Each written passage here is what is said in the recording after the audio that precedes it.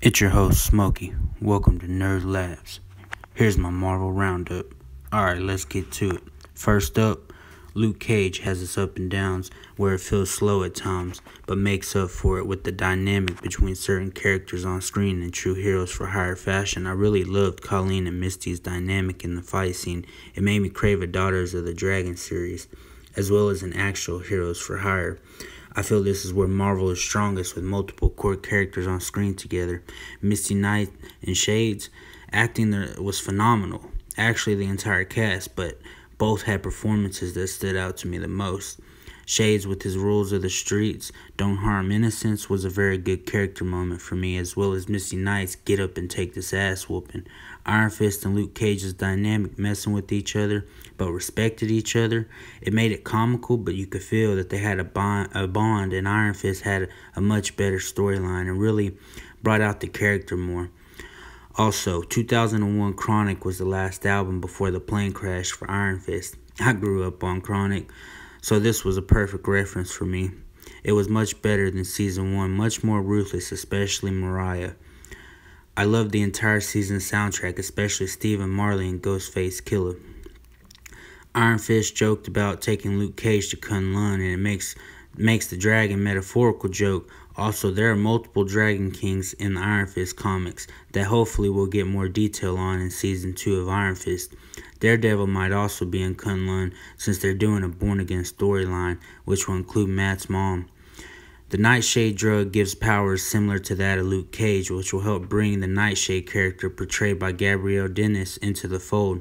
There was also a subtle unintentional Avengers quote, "What did it cost?" for those who missed it. The fight scene dynamic in general and comedy was great throughout. Luke Cage and Cloak and Dagger, the real-world racial connections. Luke Cage shows strong black folks, and Cloak and Dagger touches on what it's like for Cloak being a black male in our society, but also shows a natural bond between Cloak and Dagger and shows a powerful dynamic between an African-American and a white person. I feel it's good for our society to remember we're more powerful when we come together. Where Luke Cage shines is its powerful African-American cast members and the bond you can feel between the characters, as if you could truly tell behind the scenes they had connected, but also that there are good folks of all races and religions as well as bad. I love the fact that they brought on Rastafarians as well, but also use Shades to talk about the rules of the streets, and that if you don't abide by it, you have to go. Eventually, we have to say goodbye to Rosario Dawson as she makes her exit from the Marvel Cinematic Universe. Misty Knight and Jessica Jones as investigators get lost in the work in a similar way and can make up a nice team up. We need more characters working together, in my opinion. That's where Marvel's at its strongest. After Luke Cage took out his enemies, he becomes the new king of Harlem. I don't want to give too much away for those who haven't seen it, but he's got the city on his back now.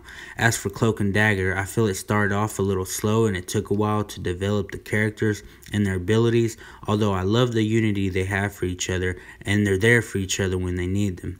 I would like to see them progress faster and get them out there kicking ass. There's also been a lot of references between Luke Cage and Cloak and Dagger, which makes me wonder how deep these veins run. So, how much further can these universes expand? Now, with the latest episodes, they have began to master their powers and are finally starting to develop into the characters I would like to see. I have a feeling this show is going to go to new heights once they fully develop Cloak and Dagger's personas. Now, let's jump over to Venom, Sony, and MCU issue.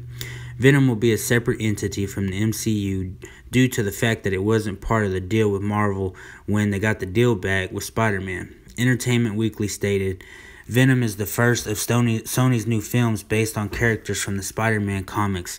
Although it's a separate world from last year's Spider-Man Homecoming, it is also not part of the deal between Sony and Disney that allows Tom Holland's Spidey into the Marvel Cinematic Universe. They are changing his backstory some, and as well as an older version of Eddie Brock.